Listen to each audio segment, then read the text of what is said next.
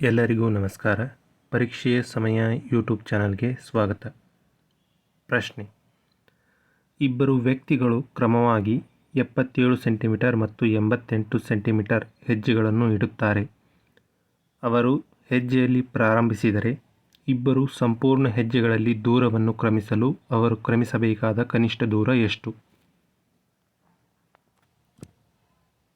ಪ್ರಶ್ನೆಯಲ್ಲಿ ಹೇಳಿರೋ ಹಾಗೆ ಒಬ್ಬ ವ್ಯಕ್ತಿ 77 ಸೆಂಟಿಮೀಟರ್ ಹೆಜ್ಜೆ ಇದೆ, ಇನ್ನೊಬ್ಬ ವ್ಯಕ್ತಿ 88 ಸೆಂಟಿಮೀಟರ್ ಹೆಜ್ಜೆ ಇದೆ ಅಂದರೆ ಇವರಿಬ್ಬರು ಕ್ರಮಿಸಬೇಕಾದ ಕನಿಷ್ಠ ದೂರ ಇವೆರಡರ LCM ಆಗಿರುತ್ತೆ. ಹಾಗಾಗಿ ನಾವು 77 ಮತ್ತು 88ರ LCM ತೆಗೆದಾಗ ಇವೆರಡು 11ರಲ್ಲಿ ಡಿವೈಡ್ ಆಗ್ತವೆ. ಹಾಗಾಗಿ 11 7 77, 11 8 88. ಈಗ LCM ಏನಾಗುತ್ತೆ ಅಂದರೆ 11 ಇಂಟು 7 ಇಂಟು 8, 8 7 56 ಇಂಟು 11 ಅಂದರೆ 616 ಬರುತ್ತೆ. ಹಾಗಾಗಿ ಆಪ್ಷನ್ ಬಿ 616 ಸರಿಯಾದಂಥ ಉತ್ತರ. ಮುಂದಿನ ಪ್ರಶ್ನೆ: 37 ವಿದ್ಯಾರ್ಥಿಗಳಿರುವ ಒಂದು ತರಗತಿಯಲ್ಲಿ 22 ಹುಡುಗಿಯರಿದ್ದಾರೆ. ಈ ಹುಡುಗಿಯರ ಸರಾಸರಿ ತೂಕ 46 kg ಮತ್ತು ಇಡೀ ತರಗತಿಯ ಸರಾಸರಿ ತೂಕ 50 kg. ಆ ತರಗತಿಯ ಹುಡುಗರ ಸರಾಸರಿ ತೂಕ ಎಷ್ಟು? ಈ ತರಹದ ಪ್ರಶ್ನೆಗಳಲ್ಲಿ ಎಲಿಗೇಷನ್ ಮೆಥಡ್ ಅಪ್ಲೈ ಆಗುತ್ತೆ. ತರಗತಿಯಲ್ಲಿ ಹುಡುಗಿಯರ ಸರಾಸರಿ ತೂಕ 46 kg ಅಂತ ಹೇಳಿ ಕೊಟ್ಟಿದ್ದಾರೆ.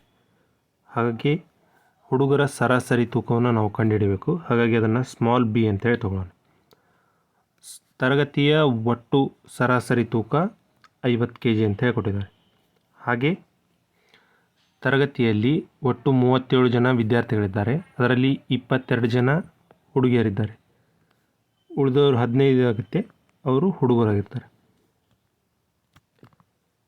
ಈಗ ಮೊದಲು 15 ಇಂಟು ಬಿ ಅಂತೇಳಿ ಬರ್ಕೋಬೇಕು. ಅದೇನಾಗುತ್ತೆ ಅಂದರೆ 15 B plus 46 into 22, 46 into 22 hole divide by ಇವೆರಡರ ಪ್ಲಸ್ನ ಅಂದರೆ 37 ಈಸ್ ಈಕ್ವಲ್ಸ್ ಟು 50ಕ್ಕೆ ಈಕ್ವಲ್ ಆಗಿರುತ್ತೆ. ಈಗ ಇದನ್ನು ನಾವು ಬಿಡಿಸಿಕೊಂಡಾಗ 15 ಬಿ ಪ್ಲಸ್ 46 ಇಂಟು 22 ಅಂದರೆ 1012 ಆಗುತ್ತೆ. ಈಸ್ ಈಕ್ವಲ್ಸ್ ಟು ಈ 37 ಈ ಸೈಡ್ ಬಂದಾಗ 50 ಇಂಟು 37 ಅಂದರೆ 1850 ಅಂತೇಳಿ ಆಗುತ್ತೆ. ಈಗ 15 B is equals to 1850 minus 1012. ಈಗ 15 ಬಿ ಏನಾಗುತ್ತೆ ಅಂದರೆ 15 ಬಿ ಈಸ್ ಈಕ್ವಲ್ಸ್ ಟು 1850ರಲ್ಲಿ 1012 ತೆಗೆದ್ರೆ 838 ಆಗುತ್ತೆ. ಈಗ B is equals to 838 divided by 15. ಇದನ್ನು ನಾವು ಕಡ್ತಾ ಹೊಡೆದಾಗ 15 5 75, 8 ಉಳಿತು 88 ಆಯಿತು. ಮತ್ತು 15 5 75, 13 ಉಳಿತು, ಪಾಯಿಂಟ್ ತೊಗೊಂಡಾಗ 130 ಆಯಿತು. 15 8 120 ಆಗುತ್ತೆ, 10 ಉಳಿಯುತ್ತೆ. ಹಾಗಾಗಿ ನಾವು ಆಪ್ಷನನ್ನು ನೋಡೋದಾದರೆ ಆಪ್ಷನ್ ಎ 55.87 ಸರಿಯಾದಂಥ ಉತ್ತರ. ಮುಂದಿನ ಪ್ರಶ್ನೆ: ಎ ಮತ್ತು ಬಿ ಎಂಬ ಎರಡು ಸಂಖ್ಯೆಗಳು ಎನ 6% ಮತ್ತು ಬಿನ 4%ಗಳ ಮೊತ್ತವು ಎನ 7% ಮತ್ತು ಬಿನ 11%ಗಳ ಮೊತ್ತದ 5/2 ಭಾಗವಾಗಿದ್ದರೆ ಎ ಅನುಪಾತ ಬಿ ಎಷ್ಟಾಗುತ್ತೆ ಅಂತ ಹೇಳಿ ಕೇಳಿದ್ದಾರೆ. ನಮಗೆ ಕ್ವಶನ್ನಲ್ಲಿ ಕೊಟ್ಟಿರೋ ಹಾಗೆ ಬರ್ಕೊಳೋದಾದರೆ ಎನ 6% ಅಂತೇಳಿ ಮೊದಲು ಅಂದಿದ್ದಾರೆ. ಅದನ್ನು 6 ಎ ಡಿವೈಡೆಡ್ ಬೈ 100 ಅಂತೇಳಿ ಬರ್ಕೋಬೋದು. ಎನ 6% ಪ್ಲಸ್ ಬಿನ 4%, 4 ಬಿ ಡಿವೈಡೆಡ್ ಬೈ 100. ಇದು ಎನ 7%, ಅಂದರೆ 7A ಡಿವೈಡೆಡ್ ಬೈ 100 ಪ್ಲಸ್ ಬಿನ 11%. 11B ಡಿವೈಡೆಡ್ ಬೈ 100ರ 2/5ಕ್ಕೆ ಸಮನಾಗಿರುತ್ತಂತೆ ಹೇಳಿದ್ದಾರೆ. ಈಗ ಇದನ್ನು ನಾವು ಬಿಡಿಸ್ಕೊಳ್ಳೋದಾದರೆ ಮೊದಲನೇದಾಗಿ ಈ 5ಅನ್ನು ಈ ಸೈಡ್ ತೊಂಬರೋಣ. ಅವಾಗೇನಾಗುತ್ತೆ ಅಂದರೆ 5 into bracket 6A plus 4B hole divide by 100. ಈ ಹೋಲ್ ಡಿವೈಡ್ ಬೈ 100 ಯಾಕಂದರೆ LCM ತೆಗೆದಾಗ 2 ಕಾಮನ್ ಇದೆ, ಹಾಗಾಗಿ 100 ಆಗುತ್ತೆ. Is equals to 7A plus 11B whole divided by 100 into bracket 2. ಈಗ ಈ 100ಕ್ಕೆ ಈ 100 ಹೋಗುತ್ತೆ. ಇದನ್ನು ನಾವು ಇಂಟು ಮಾಡ್ಕೊಂಡಾಗ 5 ಇಂಟು 6 ಅಂದರೆ 30A plus 20B is equals to 14A plus 22B. ಈಗ EA ಈ ಸೈಡ್ ಬಂದು EB ಈ ಸೈಡ್ ಬಂದಾಗ 30A minus 14A is equals to 22B minus 20B. ಈಗ ಇದನ್ನು ಬಿಡಿಸ್ಕೊಂಡಾಗ 16A is equals to 2B ಅಂತೇಳಾಗುತ್ತೆ. ಈಗ A ಡಿವೈಡೆಡ್ ಬೈ B ಅಂತೇಳಂದರೆ 2 ಡಿವೈಡ್ ಬೈ 16 ಅಂತೇಳಾಗುತ್ತೆ. ಇದನ್ನು ನಾವು ಕಟ್ತಾ ಹೊಡೆದಾಗ 2 1 2 8 ಹಾಗೆ A ರೇಷಿಯೋ B ಏನಾಗುತ್ತೆ ಅಂದರೆ 1:8. ಆಪ್ಷನ್ ಡಿ 1:8 ಸರಿಯಾದಂಥ ಉತ್ತರ. ಮುಂದಿನ ಪ್ರಶ್ನೆ, A, B ಮತ್ತು C ಕ್ರಮವಾಗಿ 10, 15, 12 ದಿನಗಳಲ್ಲಿ ಒಂದು ಕೆಲಸವನ್ನು ಮಾಡಬಹುದು. A ಮತ್ತು B ತಲಾ 5 ದಿನಗಳ ಪರ್ಯಾಯವಾಗಿ ಕೆಲಸ ಮಾಡಿ ಹೊರಟು ಹೋದರು. ನಂತರ C ಸೇರಿಕೊಂಡು ಕೆಲಸವನ್ನು ಪೂರ್ಣಗೊಳಿಸಿದರು. ಉಳಿದ ಕೆಲಸವನ್ನು C ಎಷ್ಟು ದಿನಗಳಲ್ಲಿ ಪೂರ್ಣಗೊಳಿಸಿತು? ಕ್ವಶನ್ನಲ್ಲಿ ಹೇಳಿರೋ ಹಾಗೆ A ಒಂದು ಕೆಲಸನ 10 ದಿವಸದಲ್ಲಿ, B 15 ದಿವಸದಲ್ಲಿ, C 12 ದಿವಸದಲ್ಲಿ ಮುಗಿಸ್ತಾರೆ ಎಂದಿದ್ದಾರೆ. ಈ ಮೂರರ LCM ತೆಗೆದ್ರೆ ನಾವು 60 ಅಂತ ಹೇಳಾಗುತ್ತೆ. ಈಗ ಇದನ್ನು ಒಬ್ಬೊಬ್ಬರ ಒಟ್ಟು ಕೆಲಸ ಮಾಡೋ ದಿವಸದಿಂದ ಡಿವೈಡ್ ಬೈ ಹೊಡೆದಾಗ ಪ್ರತಿದಿನದ ಕೆಲಸ ಸಿಗುತ್ತೆ. ಹಾಗಾಗಿ 60 ಡಿವೈಡ್ ಬೈ 10 ಅಂದರೆ 6 ಅಂತ ಹೇಳಾಗುತ್ತೆ. ಹಾಗೆ 60 ಡಿವೈಡ್ ಬೈ 15 ಅಂದರೆ 4 ಅಂತ ಹೇಳಾಗುತ್ತೆ. 60 ಡಿವೈಡ್ ಬೈ 12 ಅಂದರೆ 5 ಅಂತ ಹೇಳಾಗುತ್ತೆ. ಈಗ ಪ್ರಶ್ನೆಯಲ್ಲಿ ಹೇಳಿರೋ ಹಾಗೆ A ಒಂದು ದಿನಕ್ಕೆ 6 ಕೆಲಸ ಮಾಡ್ತಾನೆ, ಆದರೆ ಅವನು 5 ದಿನ ಕೆಲಸ ಮಾಡಿದ್ದಾನೆ ಅಂತ ಹೇಳಿದ್ದಾರೆ. ಹಾಗಾಗಿ 6 ಇಂಟು 5 ಅಂದರೆ 30 ಆಗುತ್ತೆ. ಹಾಗೆ B ಒಂದು ದಿನಕ್ಕೆ 4 ಕೆಲಸ ಮಾಡ್ತಾನೆ, ಅವನು ಸಹ 5 ದಿನ ಕೆಲಸ ಮಾಡಿದ್ದಾನೆ ಅಂತ ಹೇಳಿದ್ದಾರೆ. ಈಗ 4 ಇಂಟು 5 ಅಂದರೆ 20 ಅಂತ ಹೇಳಾಗುತ್ತೆ. ಇವೆರಡನ್ನು ಸೇರಿಸ್ಕೊಂಡಾಗ 50 ಅಂತ ಹೇಳಾಗುತ್ತೆ. ಇವರಿಬ್ಬರು ತಲಾ 5 ದಿನ ಕೆಲಸ ಮಾಡಿ ಹೊರಟೋದ್ರು ಅಂತ ಹೇಳಿದ್ದಾರೆ. ಹಾಗಾಗಿ ಇವರಿಬ್ಬರು ಸೇರಿ 50 ಕೆಲಸ ಮುಗಿಸಿದ್ದಾರೆ. ಈಗ ಒಟ್ಟು 60 ಕೆಲಸ ಇದೆ. 60ರಲ್ಲಿ 50 ತೆಗೆದ್ರೆ 10 ಕೆಲಸ ಉಳಿದಿದೆ.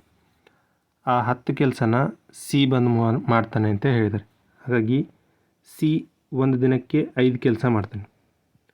ಒಟ್ಟು ಕೆಲಸ ಇರೋದು 10 ಡಿವೈಡ್ ಬೈ C ಒಂದು ದಿನಕ್ಕೆ 5 ಕೆಲಸ ಮಾಡ್ತಾನೆ.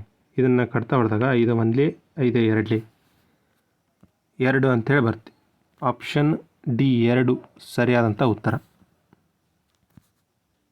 ಮುಂದಿನ ಪ್ರಶ್ನೆ, ಪ್ರತಿ ಕೆಜಿಗೆ 137.75 ರೂಪಾಯಿ ಮೌಲ್ಯದ ಅಕ್ಕಿ ಮಿಶ್ರಣವನ್ನು ಪಡೆಯಲು ದಿನಸಿ ವ್ಯಾಪಾರಿಯು ಕ್ರಮವಾಗಿ 128 ರೂಪಾಯಿ ಮತ್ತು 143 ರೂಪಾಯಿ ಬೆಲೆಯ 2 ಬಗೆಯ ಅಕ್ಕಿಯನ್ನು ಯಾವ ಅನುಪಾತದಲ್ಲಿ ಮಿಶ್ರಣ ಮಾಡಬೇಕು?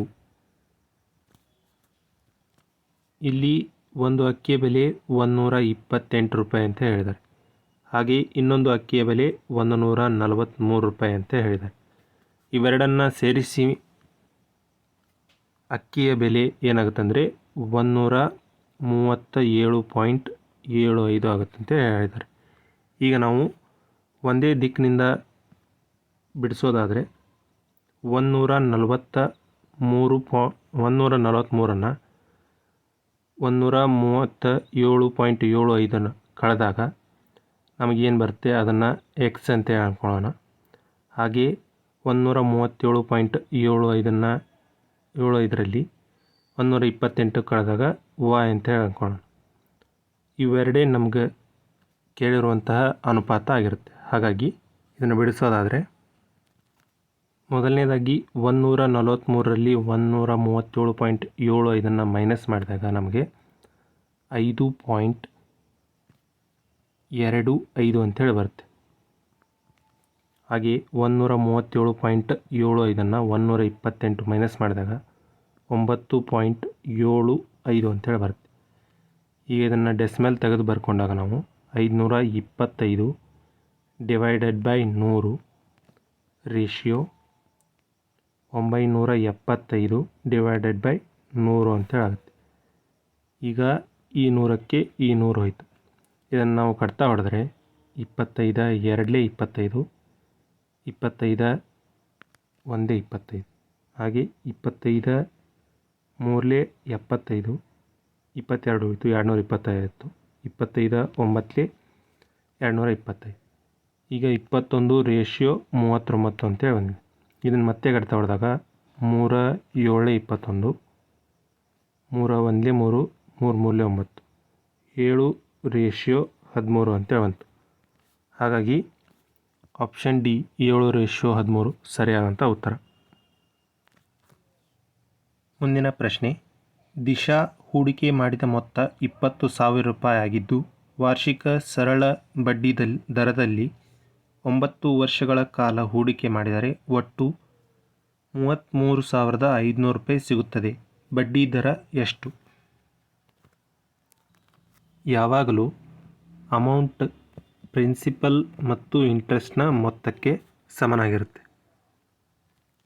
ಈಗ ನಾವು ಕ್ವಶನ್ನ ನೋಡೋದಾದರೆ ಅಮೌಂಟ್ ಅಂದರೆ ನಮಗೆ 33,500 ಅಂತೇಳಿ ಅಂದಿದ್ದಾರೆ. ಪ್ರಿನ್ಸಿಪಲ್ ಅಂದರೆ 20,000 ಅಂಥೇಳಿ ಅಂದಿದ್ದಾರೆ. ಪ್ಲಸ್ ಇಂಟ್ರೆಸ್ಟ್ನ ಐ ಅಂತೇಳಿ ತೊಗೊಳ್ಳೋಣ. ಈಗ ಐ ಏನಾಗುತ್ತೆ ಅಂದರೆ 33,500ರಲ್ಲಿ 20,000ನ ಕಳೀಬೇಕು.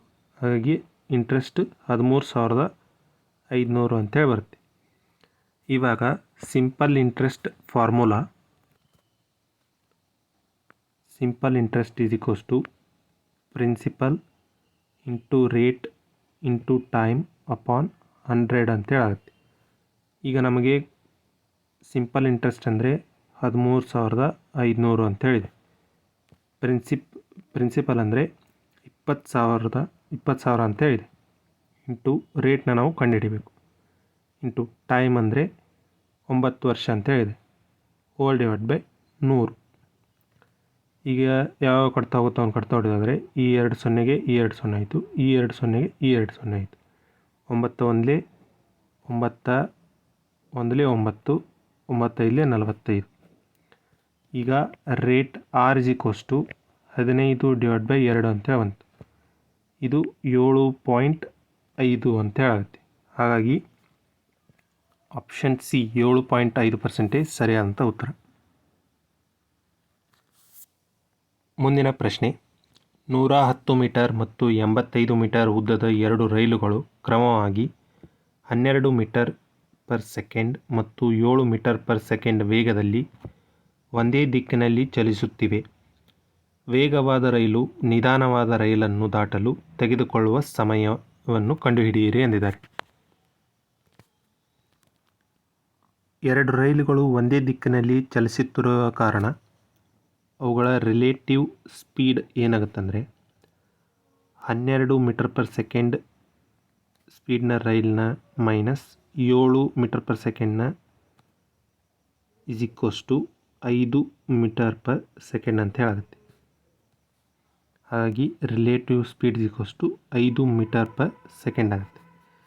ಈಗ ಡಿಸ್ಟೆನ್ಸ್ ಅಂದರೆ ಮೊದಲನೇ ರೈಲು 110 ಮೀಟರ್ ಇದೆ, ಹಾಗೆ ಎರಡನೇ ರೈಲು 85 ಮೀಟರ್ ಇದೆ. ಇದನ್ನು ಸೇರಿಸ್ಕೊಂಡಾಗ 195 ಮೀಟರ್ ಅಂತ ಹೇಳಾಗುತ್ತೆ. ಫಾರ್ಮುಲಾ ಏನಾಗುತ್ತೆ ಅಂದರೆ speed is equals to distance upon time. ಈಗ ಸ್ಪೀಡ್ ಅಂದರೆ 5 ಮೀಟರ್ ಪರ್ ಸೆಕೆಂಡ್ ಇದೆ, ಹಾಗೆ ಡಿಸ್ಟೆನ್ಸ್ ಅಂದರೆ 195 ಮೀಟರ್ ಇದೆ. ಟೈಮ್ನ ನಾವು ಕಂಡುಹಿಡಿಬೇಕು. ಈಗ T is equals to 195 divide by 5 ಅಂತ ಹೇಳಾಗುತ್ತೆ.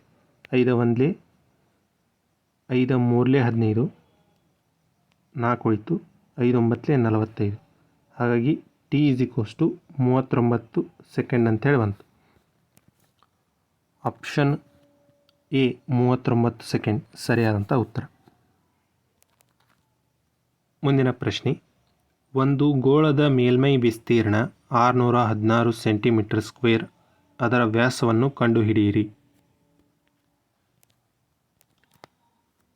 Surface area of a sphere ಅಥವಾ ಗೋಳದ ಮೇಲ್ಮೈ ವಿಸ್ತೀರ್ಣದ ಫಾರ್ಮುಲಾ ಏನಾಗುತ್ತೆ ಅಂದರೆ 4πr².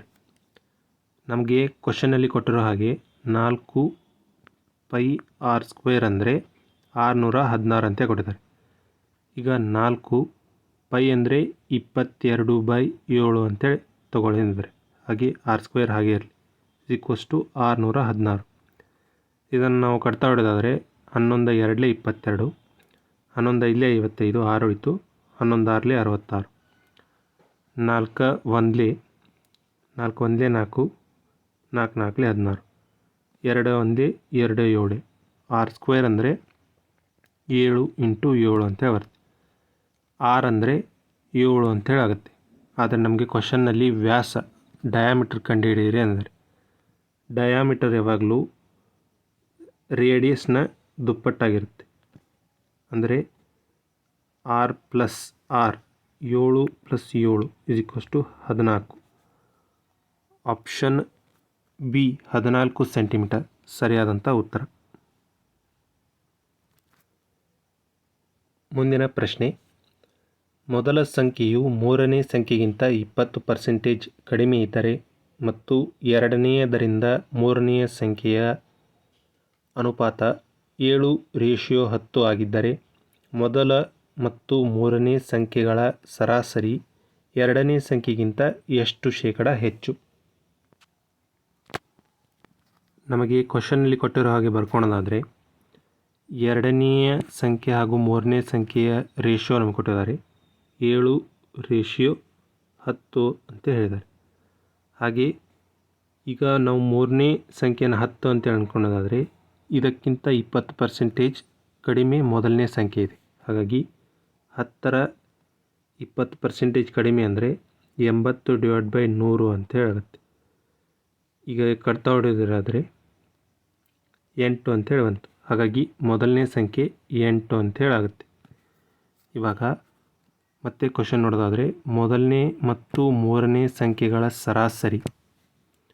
ಮೊದಲನೇ ಸಂಖ್ಯೆ 8 ಇದೆ, ಹಾಗೆ ಮೂರನೇ ಸಂಖ್ಯೆ 10 ಇದೆ. ಇವೆರಡನ್ನು ಕೂಡಿಸಿ ಅವರ ನಂಬರಿಂದ ಡಿವೈಡ್ ಬೈ ಮಾಡಬೇಕು, ಆವಾಗ ಎವ್ರೇಜ್ ಸಿಗುತ್ತೆ. 8 + 10 ಇವು ಒಟ್ಟು 2 ಸಂಖ್ಯೆ ಇದೆ, ಹಾಗಾಗಿ ಡಿವೈಡ್ ಬೈ 2 ಅಂದರೆ 18/2 ಇದು 9 ಅಂತೇಳಿ ಬಂತು. ಈಗ ಎರಡನೇ ಸಂಖ್ಯೆ 7 ಅಂತ ಹೇಳಿದೆ, ಇವೆರಡರ ಎವ್ರೇಜ್ 9 ಅಂತ ಹೇಳಿದೆ. ಇದು 7ಕ್ಕಿಂತ 9 2 ಹೆಚ್ಚಿಗೆ ಇದೆ. 2 × 100 ಡಿವೈಡ್ ಬೈ 7ಕ್ಕಿಂತ ಹೆಚ್ಚಿಗೆ ಇದೆ, ಹಾಗಾಗಿ ಡಿವೈಡ್ ಬೈ 7 ಬರ್ಕೊ. 200/7 ಅಂತೇಳಿ ಬರುತ್ತೆ. ಇದನ್ನು ನಾವು ಕಟ್ತಾ ಹೊಡೆಯೋದಾದರೆ 7 2 14, 6 ಉಳಿತು, 60 ಆಯಿತು, 7 8 56, 4 ಉಳಿತು, ಡಿವೈಡ್ ಬೈ 7. ಹಾಗಾಗಿ ಆಪ್ಷನ್ ಡಿ 28 4/7 ಸರಿಯಾದಂಥ ಉತ್ತರ. ಮುಂದಿನ ಪ್ರಶ್ನೆ, ಒಂದು ವಸ್ತುವಿನ ಖರೀದಿ ಬೆಲೆ 4,350 ರೂಪಾಯಿ, ಅದನ್ನು 5,680 ರೂಪಾಯಿಗೆ ಮಾರಾಟ ಮಾಡಿದರೆ ಲಾಭದ ಶೇಕಡಾವಾರು ಎಷ್ಟು? ಕ್ವಶನ್ನಲ್ಲಿ ಕೊಟ್ಟಿರೋ ಹಾಗೆ ಮಾರಾಟ ಬೆಲೆ ಸೆಲ್ಲಿಂಗ್ ಪ್ರೈಸ್ 5,680 ಇದೆ. ಕಾಸ್ಟ್ ಪ್ರೈಸ್ ಖರೀದಿ ಬೆಲೆ 4,350 ಇದೆ. ಈಗ ಪ್ರಾಫಿಟ್ ಏನಾಗುತ್ತೆ ಅಂದರೆ ಸೆಲ್ಲಿಂಗ್ ಪ್ರೈಸ್ನಲ್ಲಿ ನಾವು ಕಾಸ್ಟ್ ಪ್ರೈಸ್ನ ಮೈನಸ್ ಮಾಡ್ಕೋಬೇಕು. ಇದನ್ನು ನಾವು ಮೈನಸ್ ಮಾಡಿದಾಗ 0, 8ರಲ್ಲಿ 5 ಹೋದರೆ 3, 6ರಲ್ಲಿ 3 ಹೋದರೆ 3, 5ರಲ್ಲಿ 4 ಹೋದರೆ 1. ಪ್ರಾಫಿಟ್ ನಮಗೆ 1330 ಅಂತೇಳಿ ಬಂದಿದೆ. ಇದನ್ನು ನಾವು ಯಾವಾಗಲೂ ಪರ್ಸೆಂಟೇಜ್ನಲ್ಲಿ ಹೇಳೋದಾದರೆ ಕಾಸ್ಟ್ ಪ್ರೈಸ್ ಮೇಲೆ ಹೇಳಬೇಕು. ಹಾಗಾಗಿ CP ನಮಗೆ ಕ್ವಶನಲ್ಲಿ ಕೊಟ್ಟಿರೋ ಹಾಗೆ 4350 ಅಂತ ಹೇಳಿದೆ. ಈಗ ಅದನ್ನು ನಾವು ಕಟ್ತಾ ಹೊಡೆದಾದರೆ ಈ 0ಗೆ ಈ 0 ಹೋಯಿತು. 5 8 40, 3 ಉಳಿತು. 5 7 35, 5 2 10 0. ಇದನ್ನು ನಾವು ಇಂಟು ಮಾಡ್ಕೊಳೋದಾದರೆ 2660 ಆಗುತ್ತೆ /87. ಇದನ್ನು ನಾವು ಕಟ್ತಾ ಹೊಡೆದಾಗ 30.57 ಅಂತೇ ಬರುತ್ತೆ. ಅದನ್ನು ನಾವು ಅಪ್ರಾಕ್ಸಿಮೇಟ್ ತೊಗೊಂಡಾಗ 30.6 ಅಂತೇಳಿ 6% ಅಂತ ತೊಗೋಬೋದು. ಹಾಗಾಗಿ ಆಪ್ಷನ್ ಡಿ 30.6% ಸರಿಯಾದಂಥ ಉತ್ತರ. ನಿಮಗೆ ಈ ವಿಡಿಯೋ ಇಷ್ಟ ಆಗಿದ್ದಲ್ಲಿ ಲೈಕ್ ಮಾಡಿ, ಹಾಗೆ ಇನ್ನೂ ಹೆಚ್ಚಿನ ಜನಕ್ಕೆ ಈ ವಿಡಿಯೋನ ಶೇರ್ ಮಾಡಿ. ಈ ತರಹದ ಹೆಚ್ಚಿನ ವಿಡಿಯೋಗಳಿಗಾಗಿ ಪರೀಕ್ಷೆಯ ಸಮಯ ಯೂಟ್ಯೂಬ್ ಚಾನಲ್ನ ಸಬ್ಸ್ಕ್ರೈಬ್ ಮಾಡಿ. ಧನ್ಯವಾದಗಳು.